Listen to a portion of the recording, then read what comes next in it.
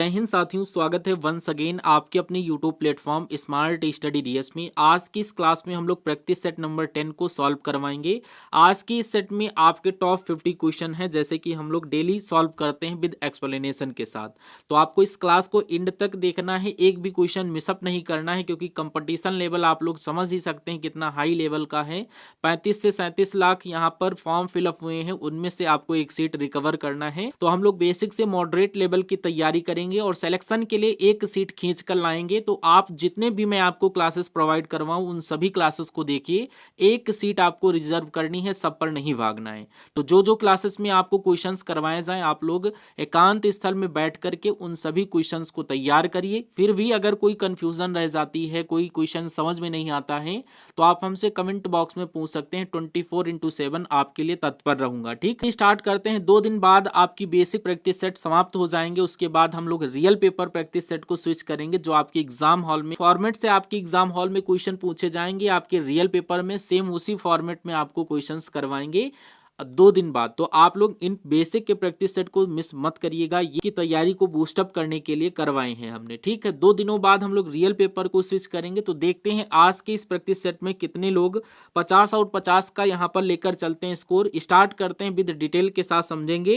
लेकिन उससे पहले जो भी स्टूडेंट अपने यूट्यूब प्लेटफॉर्म पर न्यू विजिट कर रहे हैं, चैनल को सब्सक्राइब नहीं किया है, सो प्लीज चैनल को सब्सक्राइब करके बेल आइकन को ऑन करके रखिएगा।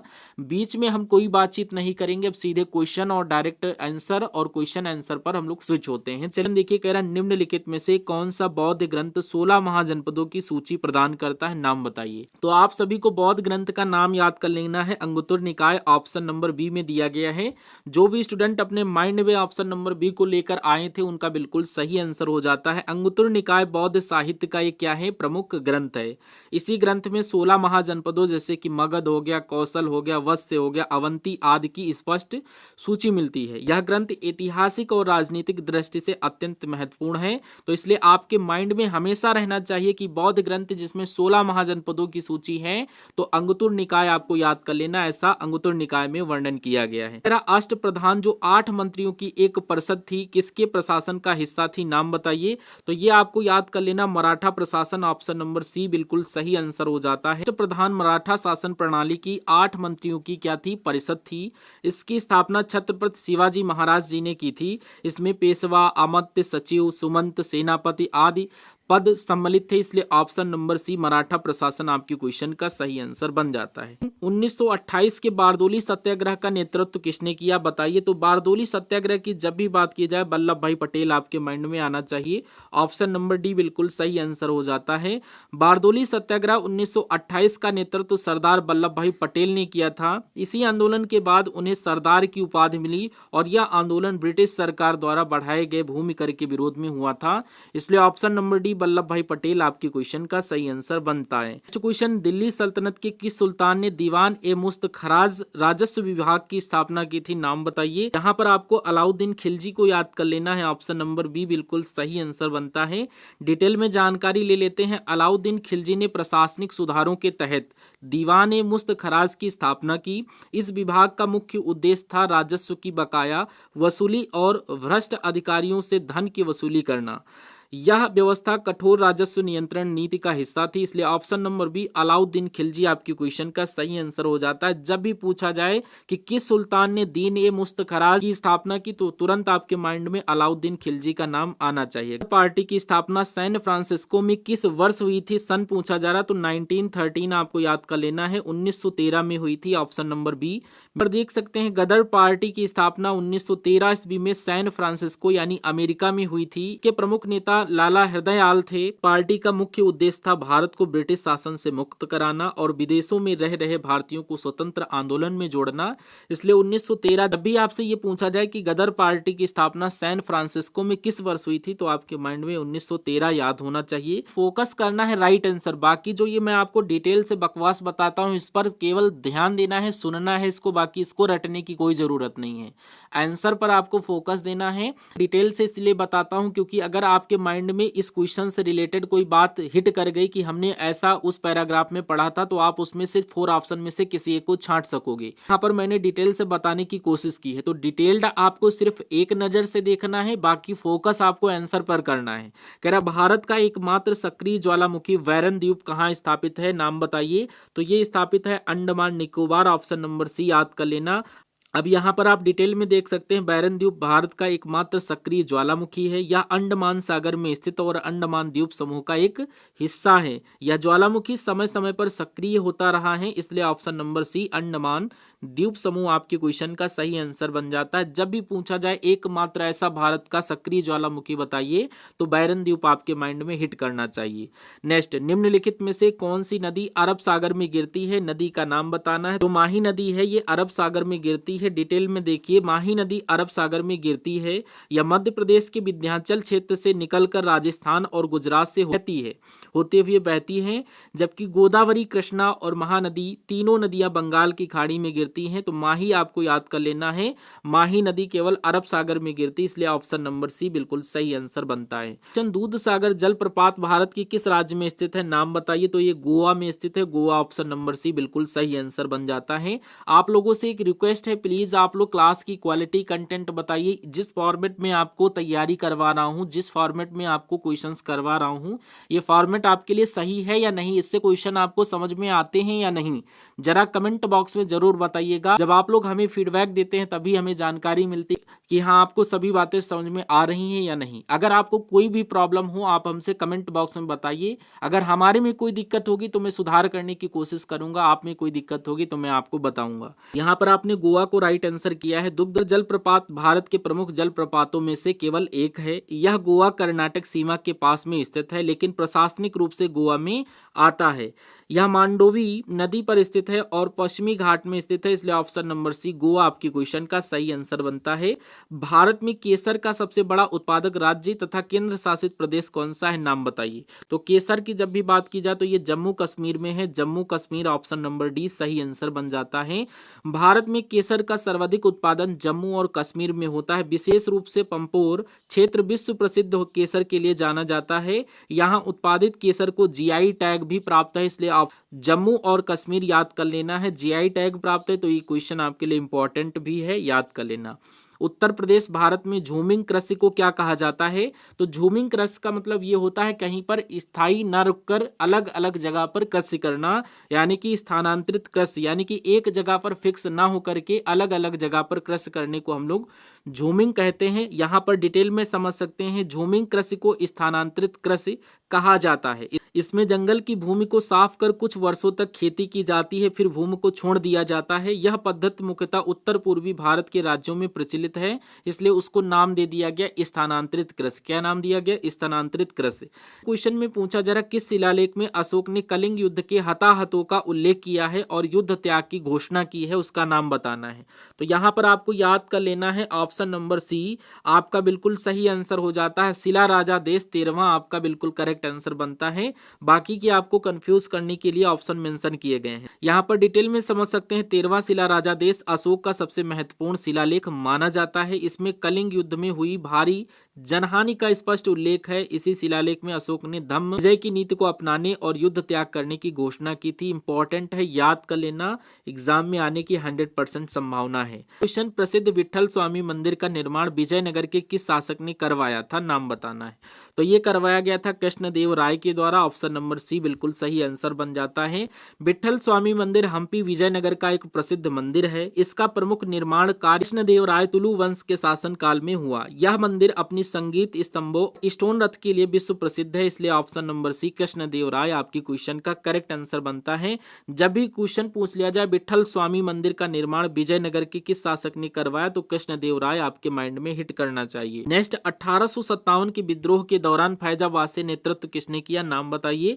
तो याद कर लें, मौलवी अहमद उल्लाह आपकी क्वेश्चन का करेक्ट आंसर हो जाता है। आप देख सकते हैं, मौलवी अहमद उल्लाह शाह ने 1857 के विद्रोह के दौरान फैजाबाद में नेतृत्व किया था। था। वे अवध क्षेत्र के प्रमुख क्रांतिकारी नेताओं में से एक थे, जबकि खान बहादुर खान ये बरेली से नेतृत्व कर रहे थे। कुंवर सिंह जगदीशपुर बिहार से थे। बेगम हजरत महल लखनऊ में स्थित है।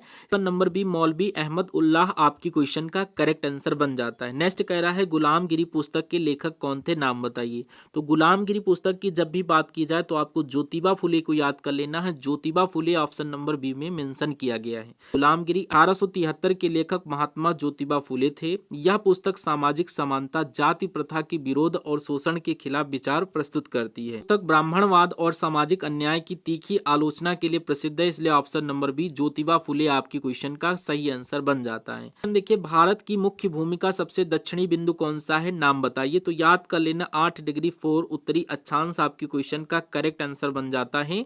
यहाँ पर आप लोग इसको देख लीजिए, ये भारत की मुख्य भूमि का सबसे दक्षिणी बिंदु कन्याकुमारी माना जाता है, इसलिए ऑप्शन नंबर बी सही आंसर बन जाता है। मंजुली विश्व का सबसे बड़ा नदी द्वीप किस नदी पर स्थित है, यह ब्रह्मपुत्र नदी पर स्थित है।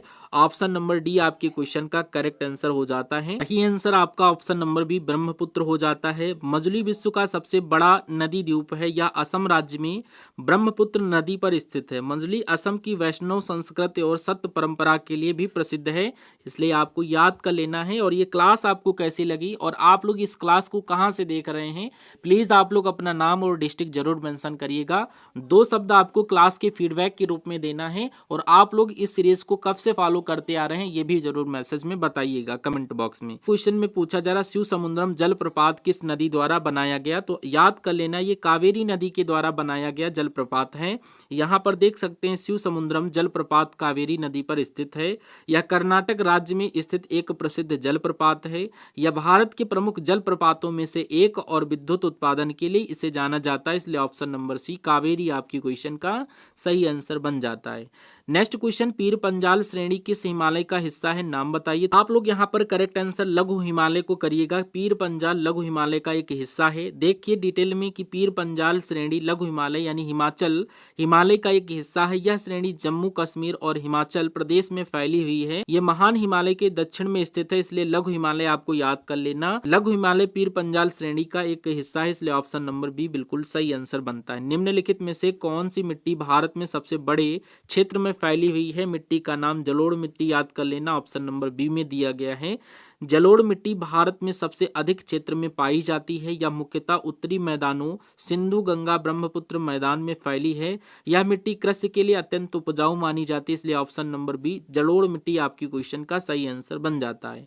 सिंधु घाटी सभ्यता का कौन सा स्थल गोदीवाड़ा के लिए प्रसिद्ध है, नाम बताइए। पर आपको इस स्थल का नाम लोथल बताना है, ऑप्शन नंबर बी में मेंशन किया गया था। देखिए लोथल जो कि गुजरात सिंधु घाटी सभ्यता का प्रमुख स्थल है, जहां विश्व का प्राचीनतम ज्ञात गोदीवाड़ा मिला है। यह स्थल समुद्री व्यापार और बंदरगाह नगर के रूप में प्रसिद्ध है, इसलिए लोथल आपकी क्वेश्चन का करेक्ट आंसर बनता है। और ये क्वेश्चन आपके एग्जाम में आएंगे तो एक भी क्वेश्चन को हल्के में मत लीजिएगा, कंपटीशन बहुत आई है।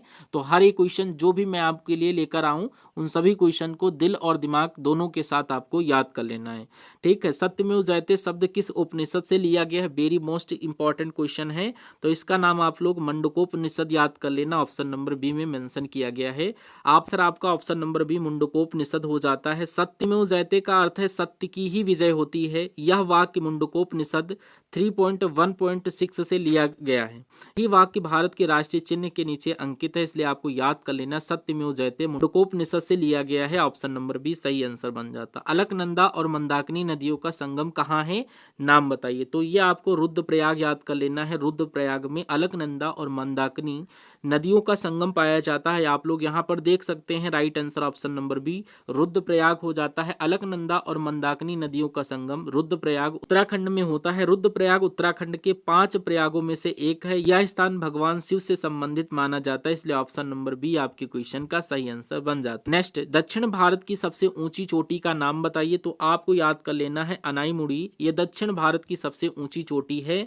इस क्लास की PDF आपको टेलीग्राम चैनल पर मिल जाएगी, पोस्ट सेक्शन में चैनल के मिल जाएगी और डिस्क्रिप्शन बॉक्स में, नहीं तो आप सिधौली टीबी क्लासेस जा करके सर्च कर लेना, वहां पर आपको जितनी भी क्लासेस होती हैं उनकी पीडीएफ प्रोवाइड करवाई जाती हैं।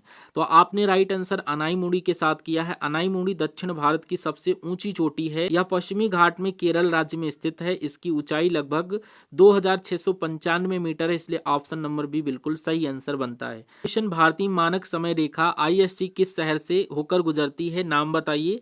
तो ये आपको याद कर लेना है, मिर्जापुर प्रयागराज के पास से होकर गुजरती, ऑप्शन नंबर बी सही आंसर बनता है।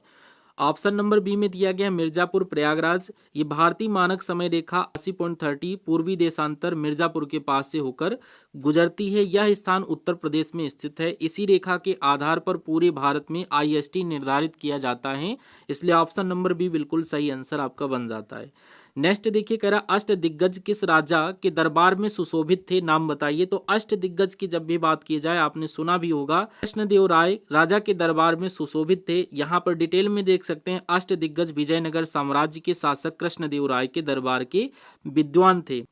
इनमें तेनालीराम साहनी प्रसिद्ध कवि शामिल थे, इसलिए ऑप्शन नंबर बी कृष्णदेव राय आपकी क्वेश्चन का सही आंसर बन जाता है। नेक्स्ट क्वेश्चन में पूछा जा रहा है, निम्न में से किसे भारतीय पुनर्जागरण का जनक कहा जाता है। वेरी मोस्ट इंपॉर्टेंट क्वेश्चन है, तो आपको याद कर लेना है, राजा राम मोहन राय को भारतीय पुनर्जागरण काल का जनक कहा जाता है। आप लोग देख सकते हैं, राजा Ram Mohan Roy option number B में मेंशन किया गया है। राजा राम मोहन राय को भारतीय पुनर्जागरण का जनक कहा जाता है। उन्होंने सती प्रथा के उन्मूलन में महत्वपूर्ण भूमिका निभाई। वे ब्रह्म समाज के संस्थापक थे, इसलिए ऑप्शन नंबर बी बिल्कुल सही आंसर बन जाता है। नेक्स्ट क्वेश्चन, नाथुला दर्रा भारत के किस राज्य में स्थित है, नाम बताइए राज्य का। तो ये आपको सिक्किम याद कर लेना, सिक्किम में क्या है, नाथुला दर्रा है। ऑप्शन नंबर बी अगर आपने राइट किया है तो बिल्कुल सही हो जाता है। नाथुला दर्रा भारत चीन सीमा पर स्थित एक महत्वपूर्ण दर्रा है। यह सिक्किम राज्य में स्थित है। यह दर्रा प्राचीन रेशम मार्ग का हिस्सा रहा, इसलिए ऑप्शन नंबर बी सिक्किम आपकी क्वेश्चन का सही आंसर। नेक्स्ट क्वेश्चन में पूछा जा रहा है, लोकटक झील जिस पर तैरता हुआ नेशनल पार्क स्थित है, ये किस राज्य में है, आपको बताना है। तो ये भैया मणिपुर में स्थित है। मणिपुर ऑप्शन नंबर बी में दिया गया है। यहाँ पर देख सकते हैं डिटेल में, लोकटक झील भारत की क्या है, प्रसिद्ध झील है। केइबुल लापजाओ राष्ट्रीय उद्यान यह विश्व का एकमात्र तैरता हुआ राष्ट्रीय उद्यान है। ऑप्शन नंबर बी, किस मुगल सम्राट को जिंदा पीर के नाम से जाना जाता है, नाम बताइए। तो यहाँ पर औरंगजेब आपकी क्वेश्चन का correct answer option number D बन जाता है। प्रसिद्ध एल्बर्ट बिल विवाद किस वायसराय के काल में हुआ था, नाम बताइए। तो वायसराय की जब भी बात किया जाए तो आपको लॉर्ड रिपन को याद कर लें। ये लॉर्ड रिपन के शासन काल में हुआ था, इसलिए ऑप्शन नंबर सी आपके क्वेश्चन का सही आंसर बन जाता है। नेक्स्ट पूछा जा रहा है, विक्रमशिला विश्वविद्यालय की स्थापना किसने की, नाम बताइए। तो विक्रमशिला विश्वविद्यालय की स्थापना धर्मपाल के द्वारा की गई थी। ऑप्शन नंबर बी बिल्कुल सही आंसर हो जाता है। आप लोग देख सकते हैं, विद्यालय की स्थापना पाल वंश के शासक धर्मपाल ने की थी। यह विश्वविद्यालय बौद्ध शिक्षा का प्रमुख केंद्र था, इसलिए ऑप्शन नंबर बी आपकी क्वेश्चन का सही आंसर बनता है। शिवाजी के विरुद्ध औरंगजेब ने किस जनरल को भेजा था जिसने पुरंदर की संधि की थी। तो यहाँ पर आपको याद कर लेना है, राजा जयसिंह ऑप्शन नंबर सी में मेंशन किया गया था। नंबर सी राजा जयसिंह बिल्कुल सही आंसर हो जाता है। औरंगजेब ने शिवाजी के खिलाफ जनरल राजा जयसिंह को भेजा था। इसी जनरल ने पुरंदर की संधि 1665 संपन्न कराई थी। ऑप्शन नंबर सी बिल्कुल सही आंसर हो जाता है। नेक्स्ट, असहयोग आंदोलन के दौरान चौरी चौरा कांड किस जिले में हुआ था। तो जिले की अगर नाम पूछा जाए तो आपको गोरखपुर बताना है। गोरखपुर ऑप्शन नंबर बी आपके क्वेश्चन का सही आंसर हो जाता है। कांड गोरखपुर जिले में हुआ था। इस घटना के बाद महात्मा गांधी ने असहयोग आंदोलन को स्थायी रूप से स्थगित कर दिया था, इसलिए ऑप्शन नंबर बी गोरखपुर आपके क्वेश्चन का करेक्ट आंसर बनता है। अच्छा, जरा भारत और पाकिस्तान के बीच रेड क्लिफ रेखा का निर्धारण कब किया गया। तो ये कब किया गया था, ये किया गया था 17 अगस्त 1947 आपके क्वेश्चन का करेक्ट आंसर बनता है। 17 अगस्त 1947 को भारत और पाकिस्तान के बीच निर्धारित हुई थी क्या रेड क्लिफ रेखा, या भारत पाकिस्तान विभाजन का आधार बनी, इसलिए ऑप्शन नंबर बी 17 अगस्त 1947 बिल्कुल सही आंसर बन जाता है। नेक्स्ट क्वेश्चन, सलाल पनबिजली परियोजना किस नदी पर स्थित है। तो ये कहां पर स्थित है, झेलम नदी पर स्थित है। झेलम ऑप्शन नंबर ए में दिया गया है, बिल्कुल सही आंसर हो जाता है। आप लोग देख सकते हैं, सलाल पनबिजली परियोजना झेलम नदी पर स्थित है। परियोजना जम्मू और कश्मीर राज्य में स्थित है, इसलिए ऑप्शन नंबर ए झेलम आपकी क्वेश्चन का करेक्ट आंसर बनता है। नेक्स्ट क्वेश्चन, छोटा नागपुर पठार की सबसे ऊंची चोटी कौन सी है, नाम बताइए। तो ये है महाबलेश्वर, ऑप्शन नंबर सी बिल्कुल सही आंसर हो जाता है। आप लोग डिटेल में देख सकते हैं, महाबलेश्वर छोटा नागपुर पठार की सबसे ऊंची क्या है, चोटी है। यह झारखंड राज्य में स्थित है, तो इसलिए आपको करेक्ट आंसर बताना, छोटा नागपुर पठार की ऊंची चोटी महाबलेश्वर, और ये कहां पर है, झारखंड राज्य में स्थित है। ऐसे फैक्ट आपको याद करते हुए चलना है। नेक्स्ट क्वेश्चन, भारत में सर्वाधिक वर्षा किस मानसून से होती है, नाम बताना है मानसून का। तो ये दक्षिण पश्चिम मानसून आपको कई बार मैंने बताया है। भारत में सर्वाधिक वर्षा लाता है, यह जून से सितंबर तक सक्रिय रहता है, इसलिए ऑप्शन नंबर बी बिल्कुल सही आंसर बन जाता है। नेक्स्ट, वेदों की ओर लौटो का नारा किसने दिया था, वेरी मोस्ट इंपॉर्टेंट क्वेश्चन है। दयानंद सरस्वती के द्वारा दिया गया था, सरस्वती के द्वारा दिया गया था वेदों की ओर लौटो का नारा। यह आर्य समाज की स्थापना और सामाजिक सुधार का मुख्य संदेश था, इसलिए ऑप्शन नंबर बी बिल्कुल सही आंसर बन जाता है। नेक्स्ट, गांधी जी ने दक्षिण अफ्रीका में किस पत्रिका का संपादन किया, नाम बताइए। तो पत्रिका का नाम आपको पता है, Indian Opinion, option number B में दिया गया है। इंपॉर्टेंट है, याद कर लेना, पुस्तक से रिलेटेड आपसे क्वेश्चन पूछे जाना एकदम तय है। दक्षिण अफ्रीका में गांधी जी द्वारा संपादित की गई थी, यह भारतीयों के अधिकारों और सामाजिक मुद्दों पर केंद्रित थी, इसलिए option number B Indian Opinion आपकी क्वेश्चन का करेक्ट आंसर बनता है। नीली क्रांति का संबंध किससे था, न्यू रेवोल्यूशन अगर आपसे पूछा जाए तो आप लोग क्या बताएंगे, मत्स्य उत्पादन, ऑप्शन नंबर बी बिल्कुल सही आंसर हो जाता है। क्रांति भारत में मत्स्य उत्पादन बढ़ाने के लिए हुई है, इसका उद्देश्य मछली उत्पादन और निर्यात बढ़ाना था, इसलिए ऑप्शन नंबर बी मत्स्य उत्पादन आपकी क्वेश्चन का सही आंसर बनता है। क्वेश्चन, जोग जलप्रपात श्रावस्ती नदी किस राज्य में स्थित है, राज्य का नाम पूछा जाए तो ये कर्नाटक में स्थित है, कर्नाटक ऑप्शन नंबर बी में मेंशन किया गया था। देख सकते हैं, जोग जलप्रपात श्रावस्ती नदी पर स्थित है, यह कर्नाटक राज्य का प्रमुख जलप्रपात है, इसलिए ऑप्शन नंबर बी सही आंसर बन जाता है। भारत का सबसे लंबा राष्ट्रीय राजमार्ग एनएच कौन सा है, तो सबसे लंबे राजमार्ग की बात किया जाए तो NH-44 आपके क्वेश्चन का करेक्ट आंसर बनता है, ऑप्शन नंबर सी के साथ। यहाँ पर देख सकते हैं कि भारत का सबसे लंबा राष्ट्रीय राजमार्ग जो है वो NH-44 है। श्रीनगर जम्मू कश्मीर से कन्याकुमारी तमिलनाडु तक फैला हुआ है, इसलिए ऑप्शन नंबर सी NH-44 याद कर लेना। नेक्स्ट क्वेश्चन में पूछा जा रहा, मौर्य काल में एग्रोनोमोई किसको कहा जाता है, तो ये बोला जाता था मार्ग निर्माण अधिकारी को, क्या बोलते थे, एग्रोनोमोई, ऑप्शन नंबर सी में मेंशन किया गया है। यहाँ पर देख सकते हैं, मौर्य काल में मार्ग निर्माण और रख रखाव के अधिकारी थे, मार्ग निर्माण अधिकारी को बोलते थे एग्रोनोमोई, इसलिए ऑप्शन नंबर सी आपके क्वेश्चन का सही आंसर बन जाता है। बंगाल के प्रथम गवर्नर जनरल कौन थे, नाम बताइए। तो बंगाल के प्रथम गवर्नर जनरल वारेन हेस्टिंग थे, ऑप्शन नंबर बी आपके क्वेश्चन का सही आंसर बन जाता है। और भारत के प्रथम गवर्नर जनरल कौन थे, आप लोग कमेंट बॉक्स में बताइए। Warren Hasting, option number B आपके क्वेश्चन का सही आंसर बन जाता है। बंगाल के प्रथम गवर्नर जनरल थे, उन्होंने 1773 से 1785 तक कार्य किया, इसलिए option number B Warren Hasting आपकी क्वेश्चन का सही आंसर बन जाता है। क्वेश्चन देखिए, पूछा जा रहा है येलो स्टोन नेशनल पार्क की तर्ज पर भारत का पहला नेशनल पार्क कौन सा है, तो अगर पहले नेशनल पार्क की बात की जाए तो आपको जिम कॉर्बेट नेशनल पार्क लगाना है, नाम बहुत फेमस है, आपने सुना भी होगा। देखिए यहाँ पर Jim Corbett national park Bharat का पहला नेशनल पार्क है, या उत्तराखंड में स्थित है और मुख्यतः बाघ संरक्षण के लिए प्रसिद्ध है, इसलिए ऑप्शन नंबर बी बिल्कुल सही आंसर बन जाता है। क्वेश्चन में पूछा जा रहा है, दिल्ली सल्तनत का वह प्रथम सुल्तान कौन था जिसने स्थायी सेना रखी थी, नाम बताइए। इंपॉर्टेंट क्वेश्चन है, इसका राइट आंसर आप लोग कमेंट बॉक्स में देंगे। ये क्वेश्चन आज के सेशन का अंतिम क्वेश्चन था। आप प्लीज कमेंट बॉक्स में बताइए क्लास आपको कैसी लगी, जो भी क्वेश्चन आपको करवाए गए वो सभी आपके माइंड में सेव हुई या नहीं, क्लास आपके लिए हेल्पफुल होती है या नहीं, आपको कमेंट बॉक्स में बताना है। और जो भी सब्जेक्ट में आपको प्रॉब्लम हो वो भी कमेंट बॉक्स में बताइएगा। अनुच्छेद से रिलेटेड मैं आपको एक क्लास देने वाला हूं, तो आप लोग उसको भी देख लेना। और बाकी हम लोग कल करंट अफेयर स्टार्ट कर रहे हैं, सुबह 6 बजे लोग डेली विजिट करेंगे, डेली करंट अफेयर आपको वहीं पर मिलेगी। तो मिलते हैं नेक्स्ट सेशन में, तब तक के लिए जय Hind, thank you for watching this session.